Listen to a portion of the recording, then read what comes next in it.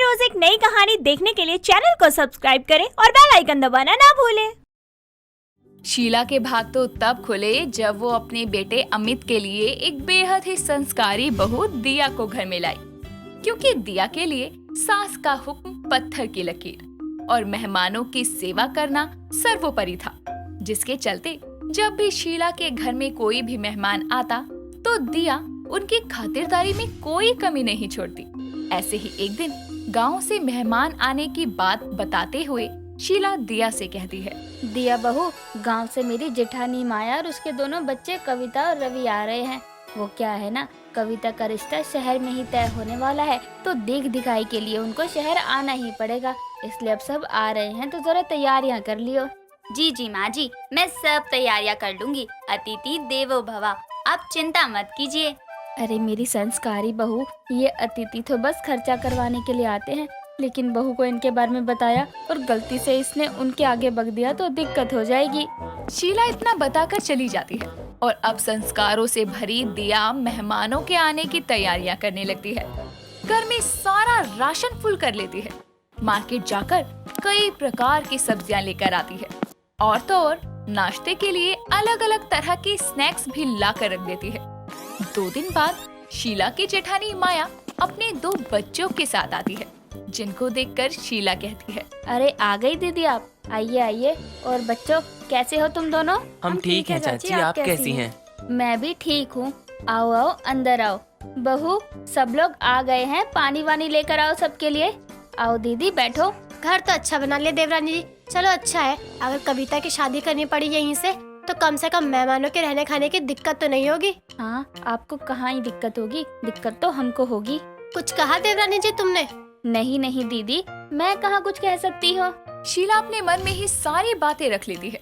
कुछ देर में रसोई से हाथों में शरबत की ट्रे लिए दे आती है और सबको शरबत देती हुई कहती है, नमस्ते बड़ी सासू माँ जी, नमस्ते देवर जी, नमस्ते ननद जी। नमस्ते नमस्ते बहू। अरे वाह बहू, तूने तो सीधा आते ही पानी की जगह शरबत पकड़ा दिया।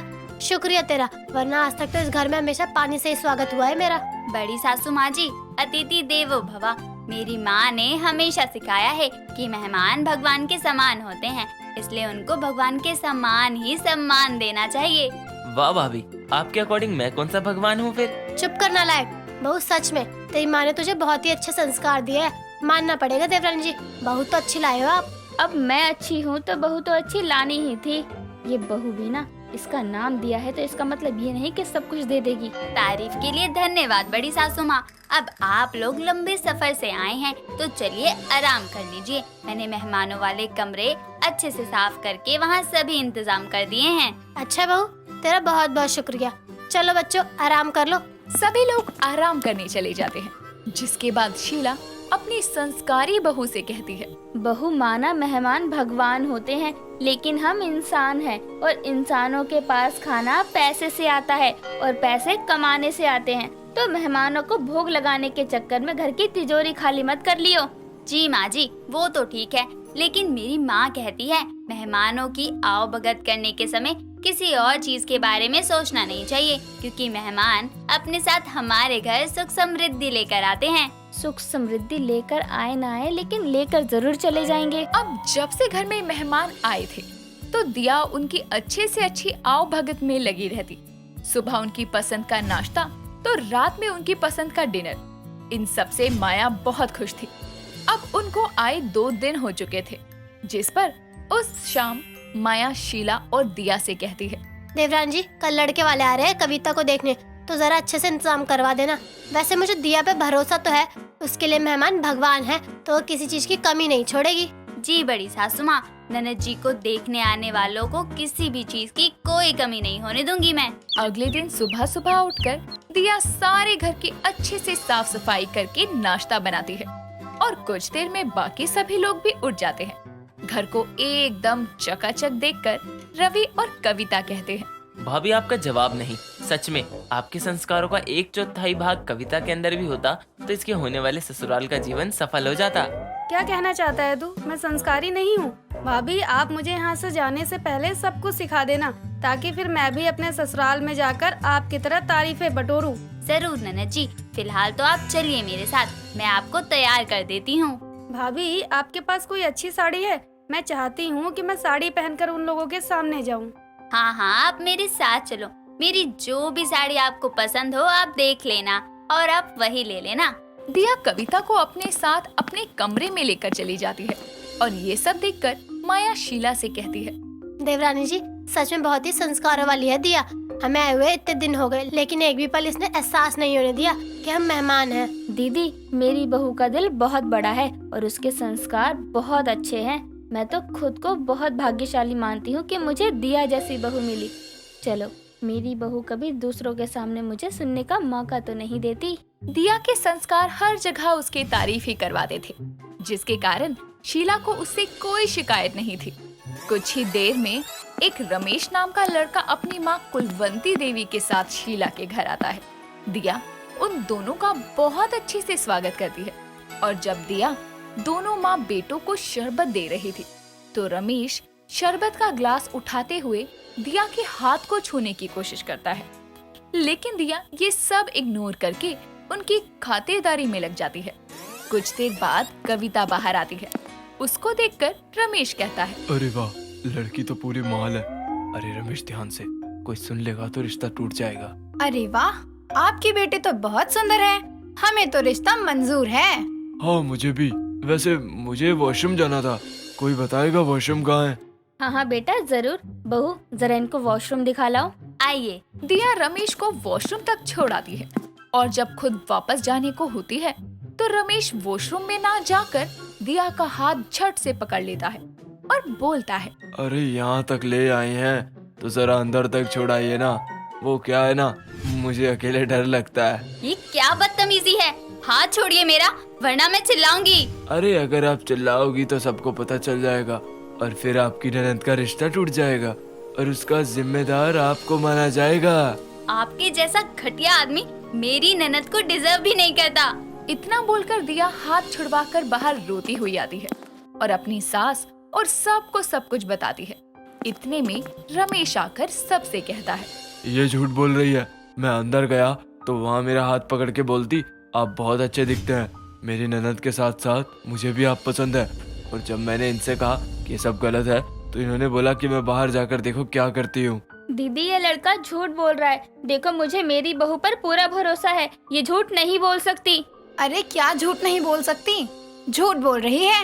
इतने बड़े घर का रिश्ता ननद के लिए आया है तो जलन तो होगी ही। देख लो माया बहन, तुम्हारी देवरानी की बहू तुम्हारी बेटी का रिश्ता तोड़वाना चाहती है। अरे अब मेहमानों को घर से निकालने के लिए तुम उनके साथ ऐसा करोगी? मेरे लिए बड़ी सासू माँ और उनका परिवार मेहमान नहीं, परिवार के सदस्य हैं हमारे, और मैं कभी कविता का रिश्ता तोड़वाने के लिए झूठ नहीं बोलूंगी। माया ये सब सुनकर रमेश की ओर बढ़ती है और फिर उसके पास आकर उसे एक जोरदार थप्पड़ मारकर कहती है, दिया हमारे घर की बहू है और उसके संस्कार तुम जैसे अच्छे लोगों से कहीं ज्यादा अच्छे हैं, तो उसका झूठा साबित करने की कोशिश भी मत करो। और उस लड़की ने बाहर आकर बस यही बोला है कि ये लड़का दीदी के लिए अच्छा नहीं है, रिश्ता तोड़ दो। अपनी सच्चाई तो तुमने खुद अपने मुंह से ही बोल दी, इसलिए अब निकलो यहाँ से। और तुम क्या रिश्ता तोड़ोगे? हम रिश्ता तोड़ते हैं। ये सुनकर कुलवंती देवी अपने बेटे के साथ मुंह बनाते हुए वहाँ से चली जाती है। तो वहीं दिया माया से कहती है, बड़ी सासू माँ, आपका शुक्रिया, आपने मुझ पर विश्वास किया। मैंने सच में झूठ नहीं बोला। बहू, जानती हूँ मैं। अरे इतने दिनों से तेरे संस्कारों ने मेरे दिल में जगह बनाई है, उससे मुझे साफ पता चलता है कि तू कभी झूठ नहीं बोल सकती।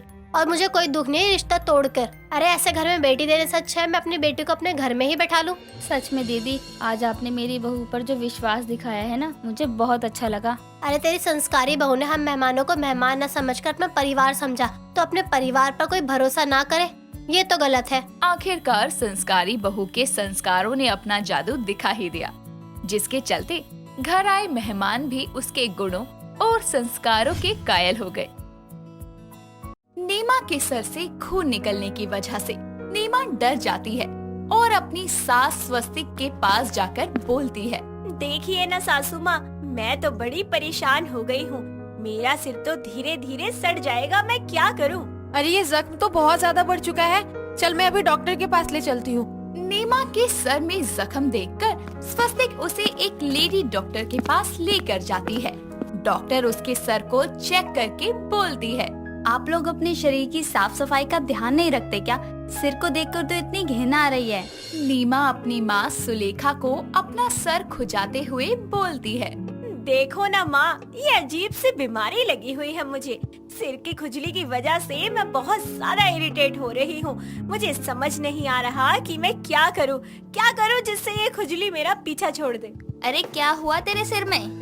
लगता है सर्दियों की वजह से मुझे डैंड्रफ हो गया है। आ मेरे पास बैठ और दिखा अपना सिर। सुलेखा नीमा के सर में हाथ फेरती है और नाक सिकोड़ते हुए बोलती है। छी छी, क्या गंद भर लिया अपने सर में। तेरे सर में तो जुओं का पूरा खानदान पल रहा है। मुझसे दूर रह, वरना मेरे भी हो जाएंगी। क्या जुए, वो भी मेरे सर में? अरे माँ, लगता है आपके चश्मे का नंबर बढ़ गया है। जरा अच्छे से चेक करो, वो डैंड्रफ होगा।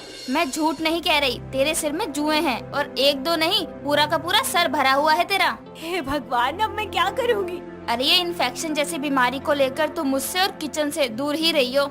माँ, कम से कम आप तो ऐसा मत कहो। मेरे फ्रेंड्स के बीच में मेरी कितनी बेइज्जती होगी।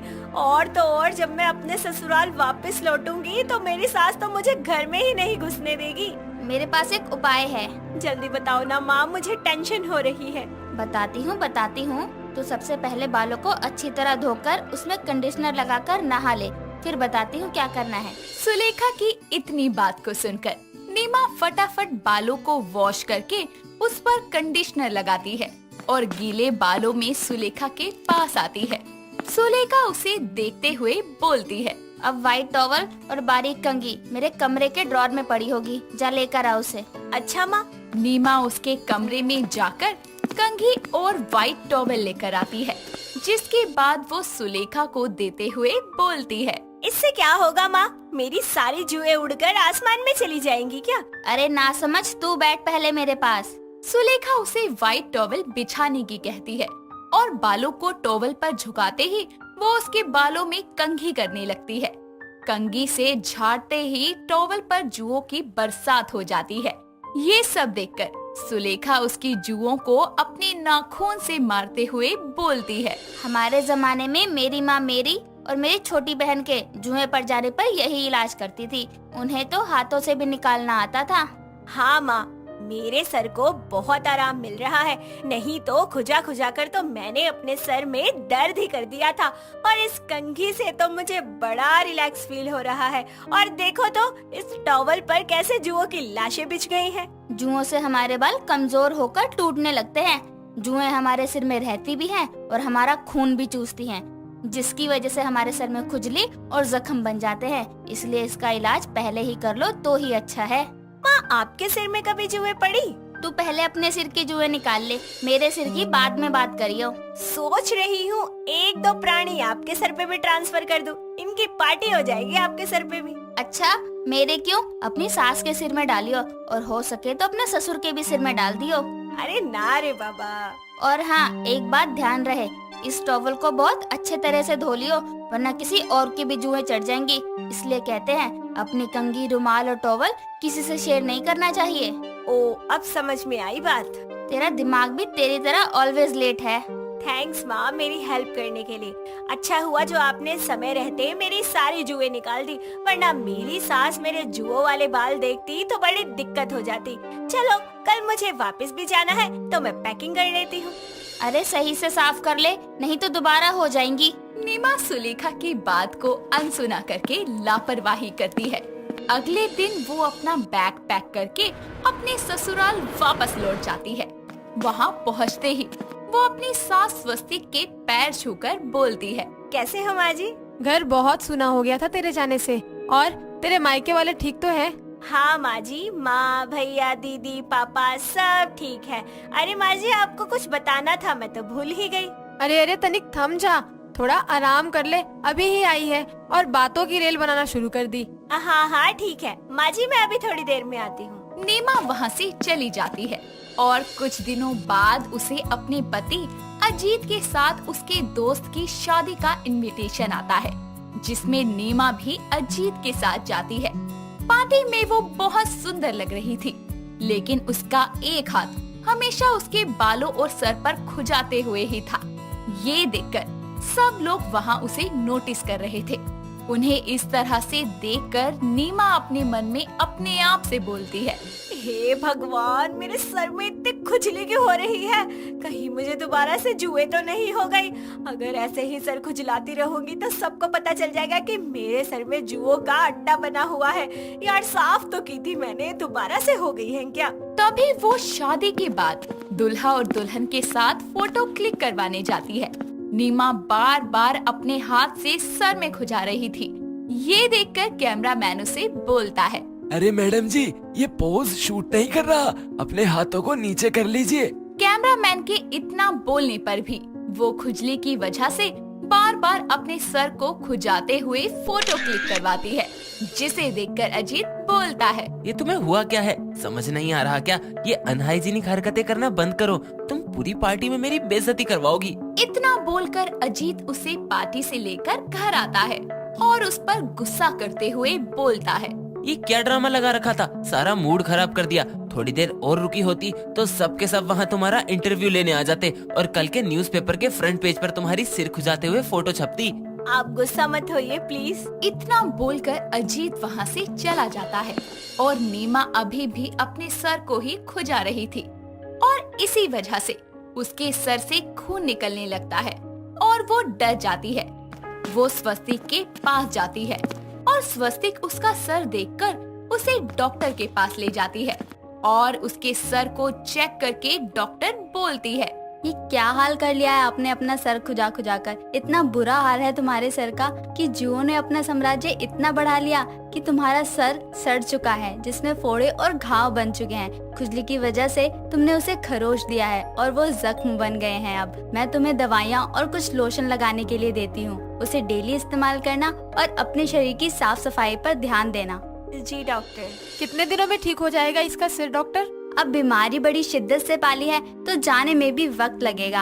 आप 1-2 बार चेकअप के लिए आ जाइएगा। ठीक है डॉक्टर। दवाइयों, लोशन और पर्सनल हाइजीन का रेगुलर अच्छे से ख्याल रखने पर नीमा के सर के जख्म ठीक हो जाते हैं और कुछ ही दिनों में उसके बाल और भी चमकदार और खूबसूरत हो जाते हैं। शनाया दिल्ली शहर में रहने वाली बहुत ही खूबसूरत, समझदार और शायराना मिजाज की लड़की थी। वो हमेशा से ही एक बहुत नामी शायर बनना चाहती थी। उसकी शादी विनय नाम के एक बहुत ही हैंडसम से लड़के से हो जाती है। शादी के बाद शनाया का शायर बनने का सपना अधूरा रह जाता है और अपने शायराना मिजाज से वो हर जगह बातों को शायरी के जरिए ही कहा करती है, जिसके चलते उसका पति और उसकी सास उर्मिला अक्सर ही उसकी बातों को ना तो समझ पाते थे और ना ही उनका जवाब दे पाते थे। ऐसे ही एक दिन, बेटा विनय, वैसे तो हमारी बहू में कोई कमी नहीं है, बेशक बहुत ही खूबसूरत और समझदार है, लेकिन ये उसकी हर वक्त शायरी करने की आदत बहुत बुरी है। जी माँ, आप बिल्कुल सही कह रही हैं, लेकिन इसमें दिक्कत ही क्या है अगर वो ऐसे बात करती है तो? अरे दिक्कत तो बस यही है बेटा कि वो कभी कभी ऐसी बातें बोल देती है जो मेरे तो सर के ऊपर से ही निकल जाती है। अरे कभी तो ऐसा लगता है कि वो मुझे ताने दे रही है शायरी के बहाने। अच्छा, ऐसा है क्या? लेकिन मुझे तो ऐसा नहीं लगता। माँ, आप गलत समझ रही हैं, ऐसा कुछ नहीं है। तभी वहाँ शनाया आ जाती है और बोलती है, ये क्या गुफ्तगू हो रही थी हमारी पीठ पीछे जो हमारे आते ही माहौल में खामोशी सी छा गई। देखो देखो, यहाँ फिर से मुशायरा शुरू हो गया है। अरे कभी सीधे और साफ शब्दों में भी बात कर लिया कर। वो कहते हैं हमसे कि हम उनसे सीधे मुंह बात नहीं करते। अरे कोई समझाओ तो उन्हें कि बात उनसे की जाती है जो जज्बात समझते हैं। ऐसे ही कुछ वक्त बीत जाता है और एक दिन उर्मिला फिर से विनय के कान भरने लगती है। तभी शनाया छुपकर उनकी सारी बातें सुन लेती है। विनय बेटा, अब बात हद से ज्यादा बढ़ गई है, अब तो इसका कुछ करना ही पड़ेगा हमें। कहना क्या चाहती हो माँ आप? मेरे कहने का मतलब ये है कि हम तो घर के हैं, इसकी शायरी हम तो सहन कर लेंगे, लेकिन बाहर वालों का क्या करेंगे? ना करे तो ना सही, हमें बाकी सबसे क्या लेना देना है? अरे तू समझा नहीं, इसकी ये आदत एक दिन इसको बहुत भारी पड़ेगी और इसको बहुत पछताना पड़ेगा। तो यही चाहता है कि कोई बाहर वाला आकर इसको जलील करके चला जाए, हैं? इतने में शनाया कमरे के अंदर आकर बोलती है, जिसे हम अपना समझकर दिल की बातें कहे जा रहे थे, उन्होंने ही मिलकर हमें गैर बना दिया। ये कैसी सास और कैसा पति मिला मुझे, दोनों ने मिलकर मुझे ही बेवफा बना दिया। अरे वाह ही कर दो। अरे अब रोते रोते भी शायरी मारेगी क्या? हम तो कैद कर लेंगे अपने लफ्जों को अपनी बातों में। उनसे कहो वो चिढ़ा ना करे हमसे यूं छोटी छोटी बातों पे। देख बेटा, तेरी बीवी तेरे ही सामने मुझे सुना रही है। अरे माँ, ऐसा नहीं है। तुम चलो, माँ को आराम करने दो और आज के बाद तुम शायरी नहीं करोगी। कुछ दिन ऐसे ही बीत जाते हैं और अब शनाया अपने इस शायरी बोलने की आदत को कम करने की कोशिश करती है, पर वो उस पर पूरी तरह से अमल नहीं कर पाती। इसलिए वो अपनी शायरी को लिखना शुरू कर देती है, साथ ही सबसे सरल भाषा में बात करने लगती है। एक दिन ऐसे ही शनाया कुछ लिख रही होती है, तभी अचानक से उसका पति आ जाता है और शनाया बहुत घबरा जाती है। ये तुम क्या कर रही हो? कुछ भी तो नहीं। तुम्हें कुछ चाहिए था? नहीं, कुछ नहीं चाहिए। तुम बताओ क्या कर रही थी?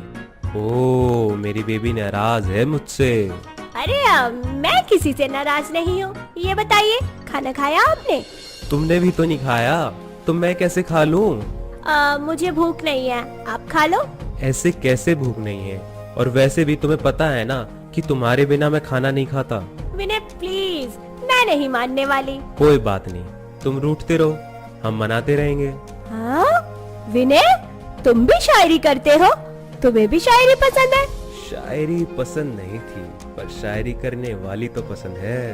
ओह विनय, तुम कितने अच्छे हो, फिर मेरा साथ क्यों नहीं देते? मैं तो हमेशा देता हूँ, बस तुम ही नहीं देख पाई। मेरी मशरूफियत के हर लम्हे में तेरी यादें हैं और वो कहते हैं कि हमें फुर्सत ही नहीं है।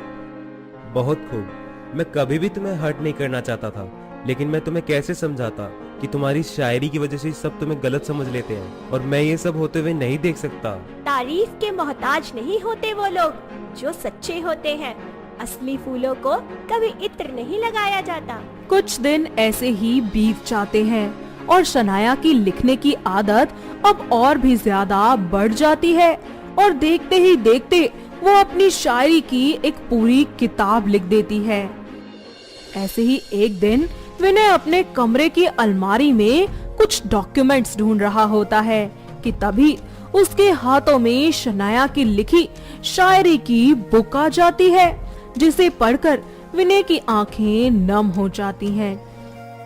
वो किसी को भी बिना बताए शनाया की लिखी शायरी का इंस्टाग्राम पर पेज बनाता है और अपनी बीवी की लिखी शायरियाँ उस पर अपलोड कर देता है।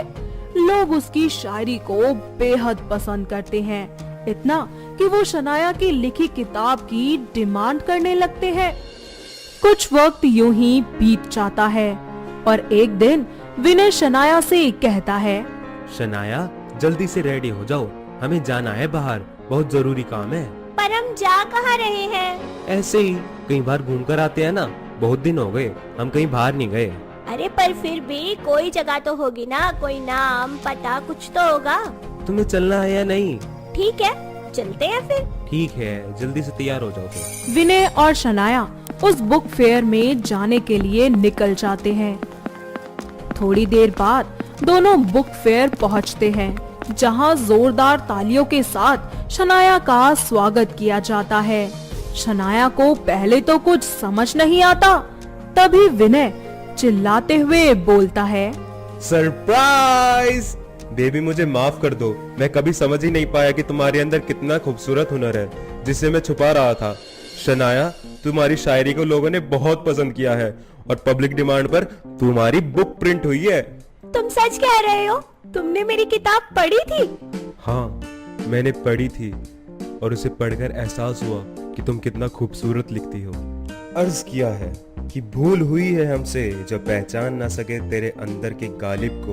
हम तो तेरे कायर हो गए जब पढ़कर देखा तेरे कलम की गहराई को। विनय शनाया को स्टेज पर ले जाता है और यहाँ शनाया को सम्मानित किया जाता है और उसकी बुक को भी लॉन्च किया जाता है। इतने में शनाया बोलती है, किस तरह शुक्रिया कहें आपको, जमीन से उठाकर दिल में बिठा लिया, नजरों में समाकर पलकों पे सजा लिया। इतना प्यार दिया आपने हमको कि मेरे बिखरे लफ्जों को समेटकर एक किताब बना दिया। Thank you my lovely hubby, I love you so much. Vinay खुशी खुशी उसे गले लगा लेता है, जिसके बाद सभी लोग एक साथ मिलकर खुशी खुशी रहने लगते हैं। दोस्तों, अगर आपको ये कहानी पसंद आई तो इसे लाइक करें, शेयर करें और कमेंट करके बताएं कि कहानी में आपको सबसे अच्छा क्या लगा।